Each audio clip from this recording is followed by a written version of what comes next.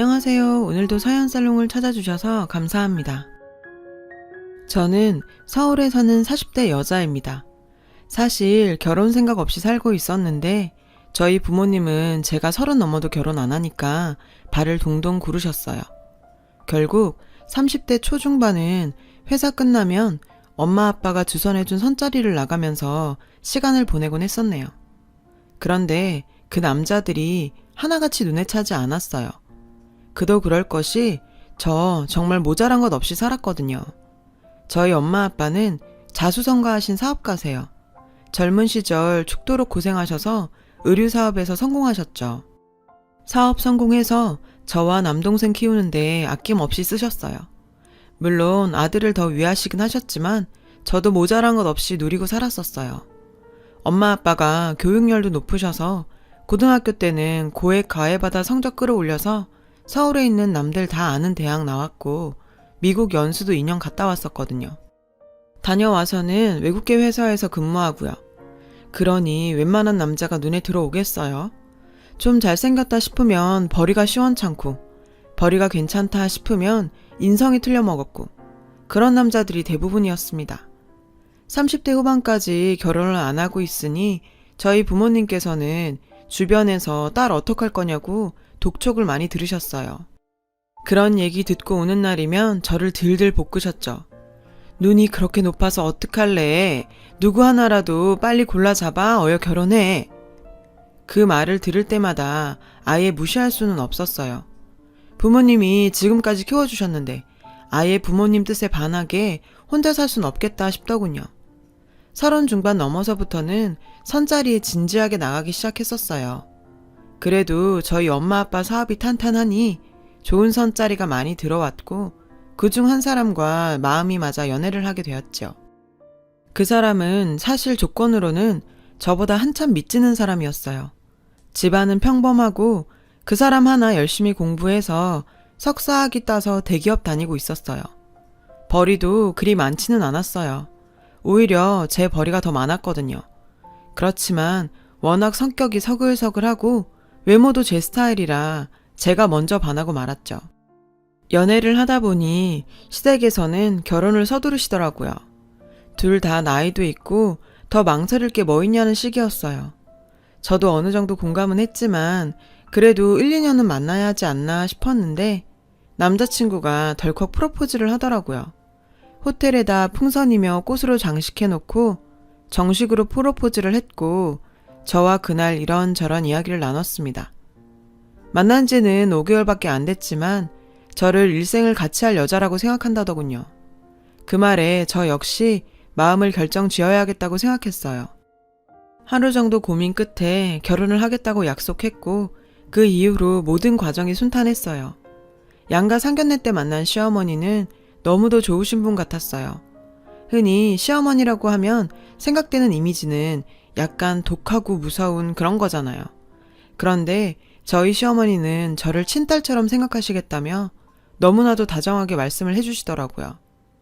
저희 부모님께서도 제가 정말 좋은 시댁을 만난 것 같다며 흡족해 하셨어요. 문제는 여느 신혼부부들 다 그렇듯 집과 예단, 혼수 등 결국엔 돈 문제였어요. 이 부분을 시댁과 잘 상의하면 될 일이라고 안일하게 생각했었어요. 어느 날 남친이 어머님한테 받았다며 종이 한 장을 건네더군요.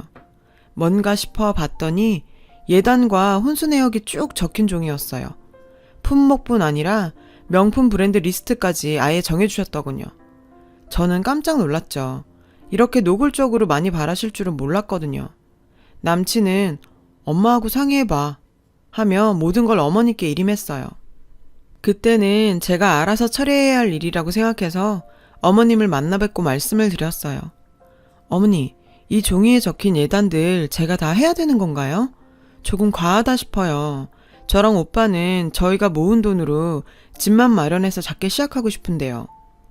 사실이 그랬거든요.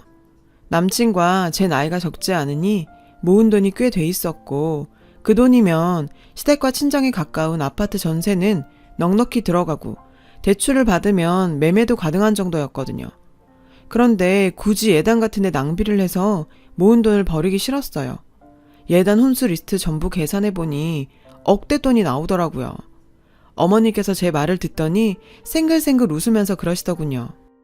결혼이란 게 집만 마련해서 될 일이 아니고 집안 간에 맺어지는 일이잖니. 대충 할 일은 아니야. 요새 아무리 간소화해서 결혼한다지만 그건 돈 없는 사람들이나 그렇게 하는 거고 우린 사정이 다르잖아. 너희 친정에서 도와주시지 않겠니? 이 말을 듣고 저는 더욱 당황했습니다. 저희 친정이요? 저는 친정부모님 도움은 안 받으려고 했는데요. 어머 얘, 부모님께서 그런 뜻인 거니? 아니면 내 뜻이 그런 거니? 부모님 생각은 다르실 거다. 하나밖에 없는 딸 시집 보내는데 모자란 것 없으신데 왜 그냥 맨몸으로 시집 보내려고 하시겠어? 부모님과 상의해서 예단 잘 마련해봐. 요새 아들 장가 보내면서 그 정도 안 받는 집은 없다더라. 내가 과하게 요구한 거 아니다. 아들 장가 보내면서 저 정도도 못 받았다면 다들 부끄러워한단다. 사돈들도 이해하실걸? 웃는 얼굴에 침 못 뱉는다는 말이 정말이더군요. 제가 당황하든 말든 시어머니는 아무렇지 않게 시종일관 웃으면서 말씀하시니 제가 그 페이스에 말리게 되더라고요. 결국 일단 어머니와의 대화는 제가 지고 부모님과 상의를 했습니다. 부모님께 예단 내역을 보내드리니 입을 떡 벌리시더라고요. 그도 그럴 것이 누가 봐도 과한 요구들이 많았거든요. 시어머니 밍크의 명품 가방에다 화장품 같은 소소한 물건들. 혼수는 무조건 최상급 라인으로 바라셨어요. 곰곰이 생각해보니 저희 집에서 사업을 크게 하시니까 이참에 한몫 바라는 건가 싶더라고요. 부모님께 죄송스러워서 결혼을 다시 생각하겠다고 이사를 얘기했더니 아빠가 펄쩍 뛰시더라고요. 그럼 파혼하겠단 거냐? 살다 보면 별일 다 있는데 이런 일로 파혼은 무슨. 부모가 못 해줄 정도면 몰라도 다 해줄 수 있는 거 왜? 네가 왜 파혼 딱지를 붙여? 걱정 마라. 엄마 아빠가 다 알아서 할게. 저희 부모님은 해줄 수 있는데 왜 안 해주겠냐며 괜찮다 하셨습니다. 결국 저희 집에서는 시댁의 요구를 받아들여 억대의 예단과 혼수를 마련했습니다. 집은 남편 반, 저 반 보태서 사게 되었고요. 그러고 나니 제가 결혼에 쓴 돈이 훨씬 많게 되었더군요. 결혼 앞두고 싱숭생숭했지만 좋게 생각하려 애를 많이 썼어요. 잘 살기만 하면 그만이지. 시댁에도 이 정도 했으니 시집살이는 없겠지. 그렇게 좋게 생각했어요. 그래서 예정대로 결혼식을 올렸고 신혼살림을 시작했습니다. 신혼일에도 별다를 건 없었어요. 저와 남편은 각자 회사를 나가고 저녁에 들어오면 같이 집안일하고 저녁 차려 먹고 그런 식으로 지냈습니다. 남편은 워낙 다정한 사람이라서 시키지 않아도 집안일이며 요리며 잘했고 결혼생활 만족도가 높았죠. 그런데 시댁 문제가 묘하게 거슬렸어요. 저희 신혼집은 친정과 시댁 딱 가운데 있고 차로 20분 정도씩 걸리는 거리에 있었어요.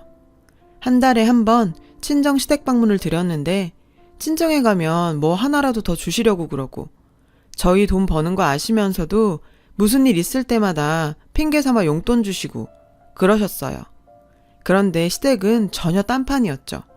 일단 가면 마트에 가자고 저를 이끕니다. 그래서 저녁거리를 산다면서 쓸데없는 물건들을 잔뜩 카트에 담더라고요.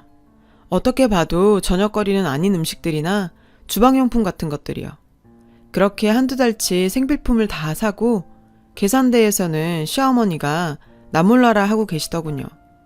자연스레 제가 카드를 내밀게 되더라고요. 그렇게 장을 보고 오면 잠깐 산책할 겸 근처 백화점에 가자고 하세요. 백화점을 가면 어머니께서 구경을 하시다가 옷이든 소품이든 꼭 하나씩 오래 붙잡고 구경을 하시거든요. 산다고 하시면서 이상하게 계산은 또 저한테 떠넘기시고요. 그런 일이 몇 달이 반복되자 저 역시 친정과 시댁이 비교되고 시댁에는 점차 가기 싫어졌습니다.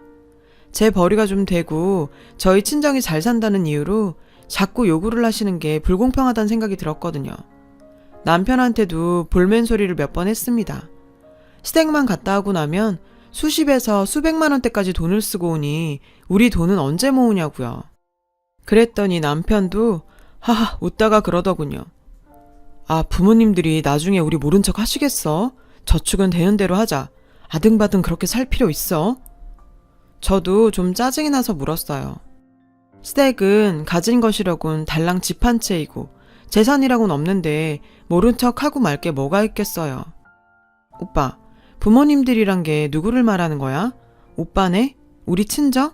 어머님 아버님은 우리한테 물려주실 것도 없잖아. 결국 다 우리 집에 기대게 되는 거잖아.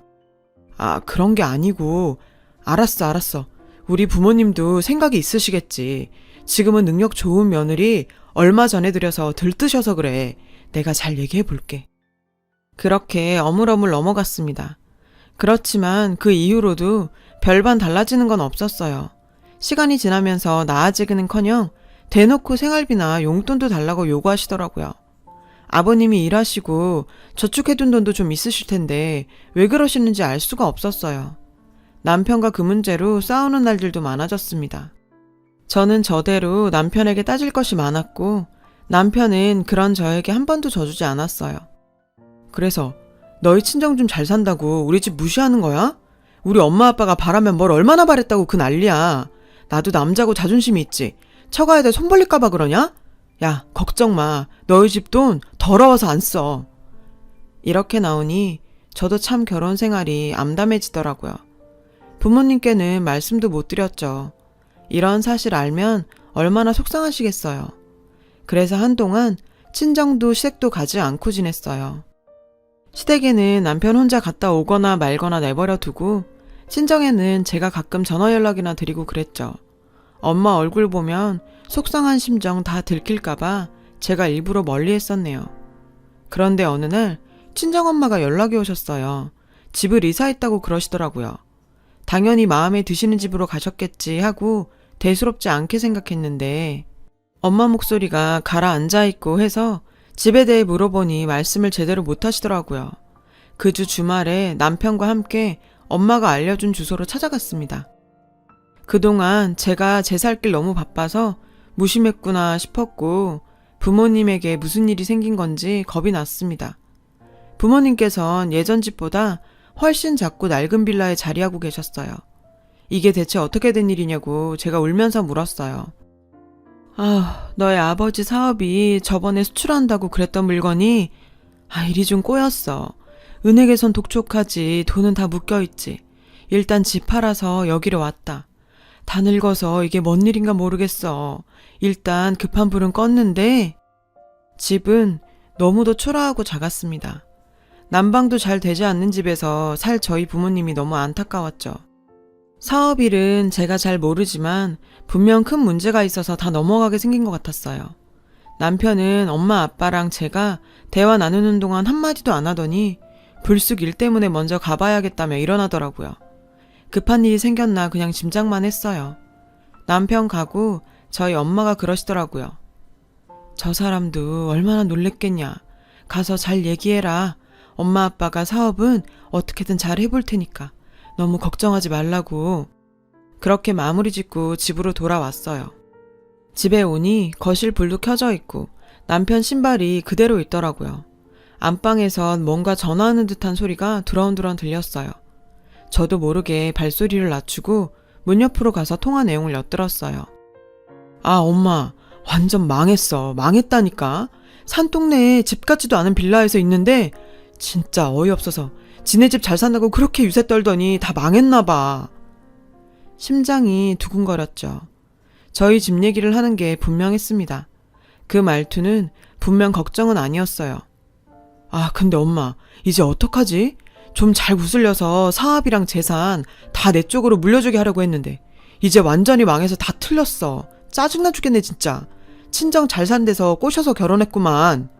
결혼한 지 얼마 되지도 않아서 다 망해갖고 이게 뭐야 진짜. 심장이 터질 듯 했습니다. 더 듣고 있을 수가 없어서 문을 박차고 들어갔더니 남편이 얼른 전화를 끊더군요. 그러면서 저를 힐끗 보더니 왜? 다 들었어? 이러더라고요. 제가 마구 악을 쓰면서 소리를 질렀어요. 야, 네가 인간이냐? 다 들었냐고? 그래 다 들었다. 너 같은 거랑 같이 못 살아. 나랑 결혼한 이유가 그거였어? 돈? 남편은 어이없다는 듯이 헛웃음을 지으면서 저한테 그러더군요. 야, 넌 조건 안 받냐? 나한테만 그러지 마. 서로 조건 따져서 선봐서 결혼한 거잖아. 가뜩이나 짜증나는데 왜 이래? 남편의 그런 반응에 견딜 수 없었던 저는 결국 그 길로 신혼집을 박차고 나왔습니다. 갈 곳은 친정밖에 없었죠. 친정에 가서 그동안의 일들, 남편이 했던 말들 모두 털어놓고 이혼하겠다고 말씀드렸어요. 요새 이혼은 흠도 아니고 저렇게 삐뚤어진 사람과 평생 살 순 없다고 단호하게 말씀드리니 이해하시더군요. 한숨 푹 쉬시면서 미안하다. 부모가 못나서 너까지 고생시키는구나 하시며 눈물 지으시는데 그날은 영영 잊지 못할 것 같아요. 저희 가족 모두 서로 부둥켜 안고 엉엉 울었어요. 바로 이혼 절차 밟기 시작했어요. 남편은 제가 이혼 얘기하니까 할 테면 하라 그러더군요. 자기도 미련 없다고요. 저희 집이 망했으니 미련이 없는 거였겠죠. 이혼이 생각보다 절차가 복잡해서 일단 별거하는 걸로 정리해두고 저는 집으로 옮겼습니다. 부모님 옆에서 사업을 도와야 했거든요. 사업을 크게 하셨지만 아무래도 젊은 사람들 없이 두 분이서 주먹구구식으로 하신 부분들이 보이더라고요. 직원들도 두고 하셨지만 허점이 많았고요. 자료를 정리해보니 수출권은 손해를 보더라도 일단 접어두고 수출 때문에 등한시되었던 국내 판매에 힘을 써야 다시 일어날 수 있겠더라고요. 저랑 동생이 달라붙어서 홈페이지도 만들고 각 지역마다 다니면서 직접 티셔츠 등 단체로 입는 옷들도 홍보하고 인터넷 판매도 시작했습니다. 부모님은 그동안 알던 곳에만 고정적으로 납품을 하고 계셨거든요. 알고 보니 저희 물건이 좋다는 걸 알고 있음에도 접근성이 떨어져서 주문을 못했던 분들도 많더라고요. 그런 분들에게 더 다가갈 수 있게 인터넷 판매를 활성화시켰지요. 1년쯤 정신없이 지냈던 것 같아요. 남동생도 저도 원래 하던 일 다 접어두고 부모님 사업 다시 일으키는데 온 힘을 다했죠. 처음에는 길이 보이지 않는 느낌이었는데 어느 순간부터 일이 풀리더군요. 수출권의 손해를 국내 판매로 다 메꿀 수 있게 되었습니다. 저희 이야기는 업계에서도 유명하게 퍼졌어요. 다들 저희 망하는 줄 알았다며 대단하다고 웃더라고요. 일단 그렇게 사업이 좀 나아지자 낡은 집에서 다른 집으로 이사도 가능해졌어요. 집을 판 건 일단 급한 불을 끄려고 그랬던 거니까요. 예전보단 작지만 그래도 엄마 아빠 지내시기 편한 아파트 전세로 옮겼습니다. 그러는 동안 남편은 단 한 번도 연락이 없었어요. 그래도 같이 살던 사람인데 어쩜 그럴 수 있나 싶긴 했어요. 생각해보니 저는 그 사람에게 돈으로밖에 의미가 없었던 것 같더라고요. 이제 별거에서 이혼으로 정말 정리를 해야겠다는 생각이 들었습니다. 사업은 다시 일으켰지만 그래서 그 사람과는 더더욱 살기 싫어졌어요. 저희 집 어려울 때 같이 힘들어하고 슬퍼했다면 저희는 더욱 단단해졌겠지만 그 사람은 아니었잖아요.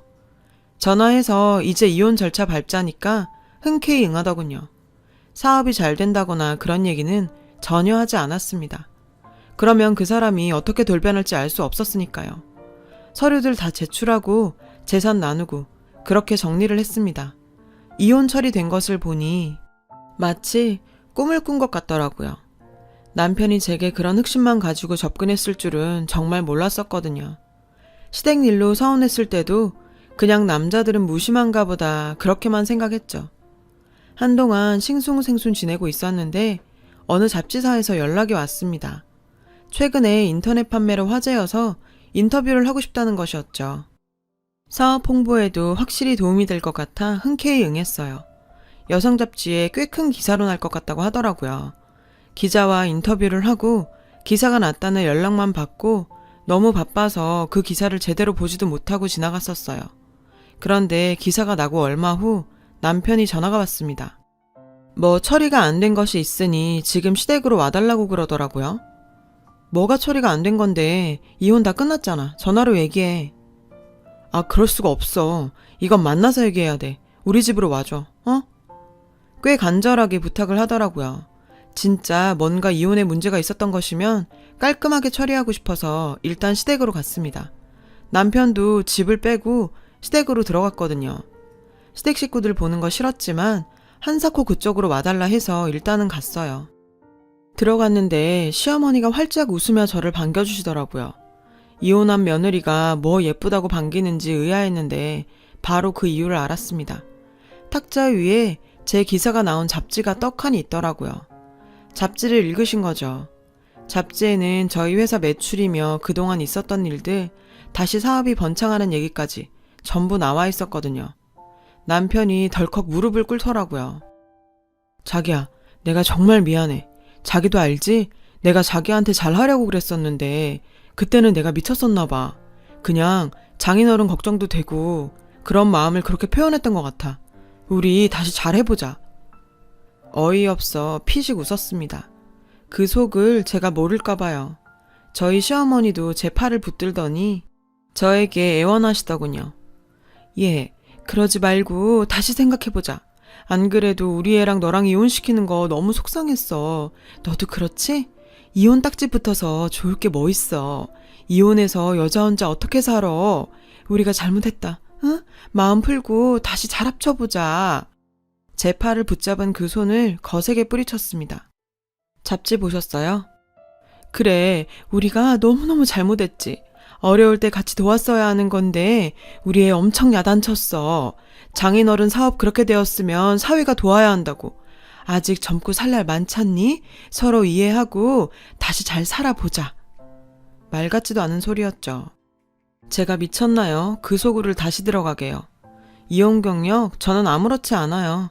어차피 처음부터 혼자 살 생각이었고 차라리 잘 됐다 싶기도 했어요.